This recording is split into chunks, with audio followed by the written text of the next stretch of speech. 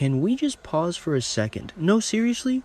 Put down your coffee, pause the TV, stop scrolling through Twitter, and just breathe with me. Because I am looking at these spoilers for Thursday's episode of General Hospital, and I am literally vibrating with a mix of excitement, terror, and that specific kind of rage that only this show can induce in me. I've been watching this show since the 90s. I've survived the Guza era, I've survived the vampire storylines, I've survived the floating weather machine.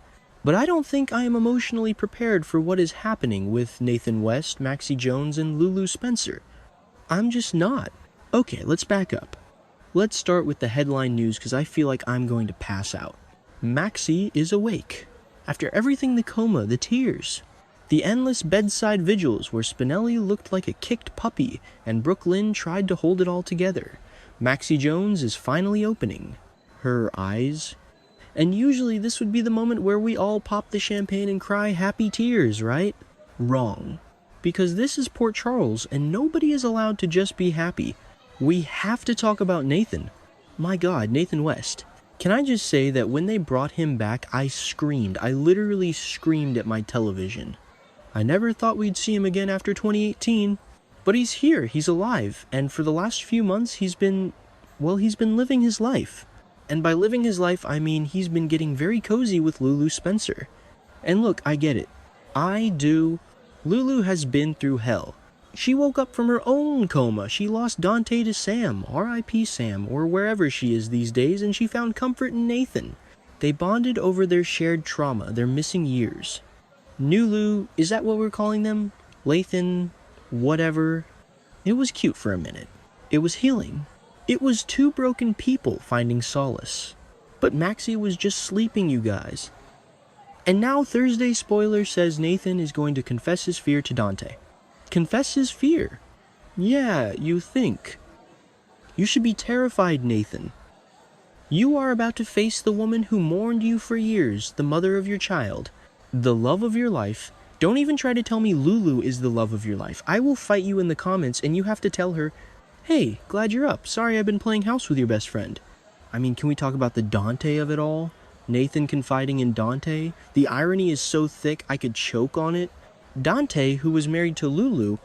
Dante, who is now Nathan's, bro confessor. I love their friendship, I really do. The cop talk scenes are always solid. But Dante giving Nathan a pep talk about facing Maxie, what is he gonna say? Just tell her the truth, man. Women love it when you date their BFFs while they're in a coma. And Lulu. Oh, Lulu.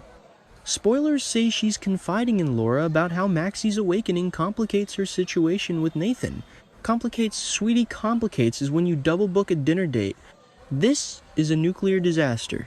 I love Lulu. I've been a Lulu stan since the Julie Marie Berman days. But if she tries to stake a claim on Nathan while Maxie is still wiping the sleep from her eyes, I am going to lose it. Laura is going to be the voice of reason, obviously, because Laura Collins is the only person in this town with a functioning moral compass half the time unless she's protecting Nicholas. But let's not go there. I hope Laura tells her to back off. I hope Laura says, honey, that's Maxie's husband. Step aside. But knowing this show, Laura will probably be supportive and understanding, and I'll just be yelling at the screen. And then there's Spinelli.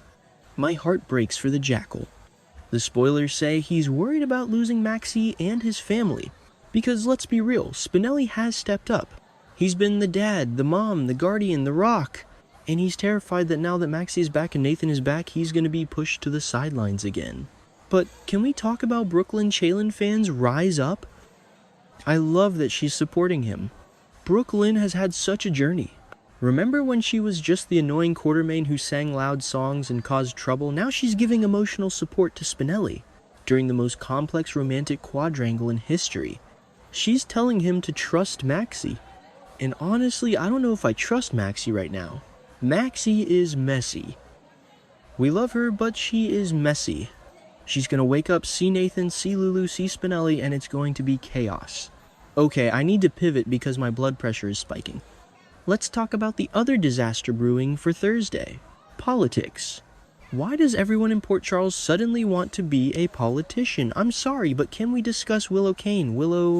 I'm a mild-mannered nurse, teacher, cult survivor Willow. The spoilers say Jen Sidwell, the scariest villain we've had in years by the way, is pitching Willow to take over Drew Kane's seat in Congress. Excuse me. First of all, Drew's congressional run was a train wreck. The man went full dark side. He was corrupt, he was angry, he was basically a cartoon villain in a suit. And now that he's indisposed, I'm still not over the whole locked-in syndrome twist by the way, karma is real. Sidwell wants Willow to take his spot. Does Willow even know what a bill is? Does she know how to campaign, or is she just gonna stand at a podium and look dewy-eyed and whisper talk until people vote for her? And Nina. Oh my god, Nina. Nina will insist that Willow has a secret weapon. What is the secret weapon, Nina? Is it her ability to cry on cue? Is it her collection of oversized cardigans? Or is the secret weapon you? Because let's be real, if Willow runs for Congress, Nina Reeves is going to be the one pulling the strings. It's going to be House of Cards, but with more floral prints. Nina thinks she's helping, but she's just setting Willow up to be Sidwell's puppet. And Willow, bless her heart, will probably go along with it because she thinks she's saving Drew's legacy or some nonsense. Wait, I'm getting ahead of myself. Can we talk about Jen Sidwell for a second? Carlo Rota is eating this roll-up. The way he manipulates everyone, it's art. But him choosing Willow, that's a specific kind of evil. He knows she's vulnerable. He knows she's desperate to hold on to whatever power the Kane name has left. It's predatory and it's gross, and I am absolutely here for the drama of it all. But there is hope. Laura wants Alexis to take the seat. Yes, please. Can we finally give Alexis Davis a win? I have watched this woman lose her law license, lose her dignity, date murderers, date mobsters, and get dragged through the mud for decades. She is the smartest person in the room usually. She knows the law. She actually cares about justice when she's not blindly defending a boyfriend. Alexis Davis for Congress? I would buy that bumper sticker. I would wear that t-shirt. And Molly is on board. Finally, the Davis girls are aligning.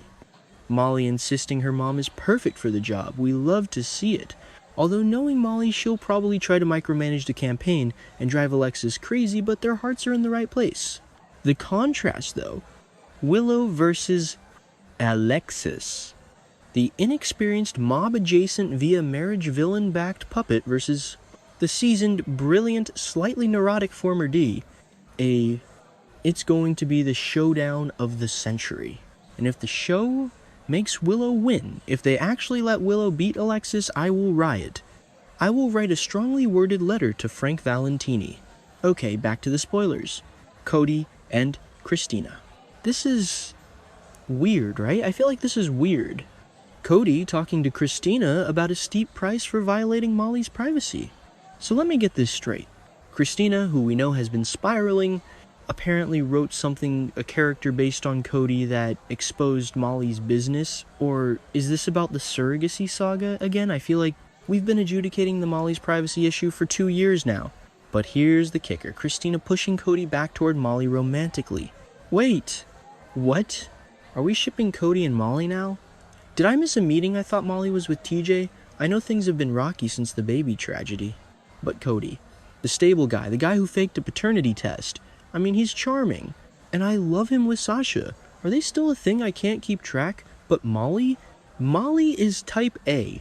Cody is type chaos. Actually, now that I type it out, I kind of see it. Maybe in a opposites attract, burn it all down kind of way. But Christina playing matchmaker is rich. Christina, who literally cannot keep her own life together, is giving romantic advice. Here, let me destroy your privacy in my writing, but also you should date my sister. It's so Christina. I love her, but girl, get a therapist, not a matchmaking gig. And let's talk about the character based on him thing. Is Christina writing a tell-all, a Romanak Clef about Port Charles? Because if she is, I want to read it. I want the tea. I bet she drags everyone. I bet she has a character named Sunny C, who just grunts and throws barware. Side note, is anyone else worried about the Cody Mac Scorpio storyline? I feel like we haven't touched that in weeks. Are we just ignoring that Cody is Mac's son? Okay, sorry, tangent over. Let's circle back to the Nathan thing, because I can't stop thinking about it. The spoiler says Nathan has no idea what's going to happen once he faces Maxie. Neither do we, Nathan. Neither do we. Here is my prediction, and I hate it. Maxie wakes up. She sees Nathan. She is overjoyed. Nathan can't bring himself to tell her about Lulu. He lies. He plays the loving husband. Lulu stands in the corner looking sad and noble. Spinelli watches from the hallway clutching a tablet, heartbroken. And then just when Maxie starts to get her strength back, she finds out maybe she sees a text. Maybe she finds an earring in Nathan's apartment. And then we get Slap Heard Round the World Part 2. I want Maxie to be happy. She has lost so much. She lost Nathan the first time she dealt with Peter August. Shudder she raised those kids alone. Can't she just wake up and have her husband back without the I slept with your best friend drama? But then again, would it be General Hospital without the mess? I'm also really interested in this Nina sees a secret weapon bit. The phrasing is suspicious. Nina will insist that Willow has a secret weapon.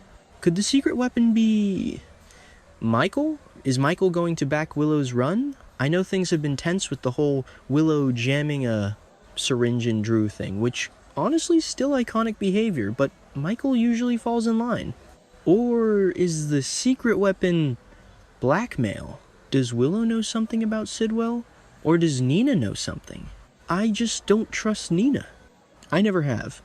I love Cynthia Watros. She is a queen, but Nina Reeves is a chaos agent.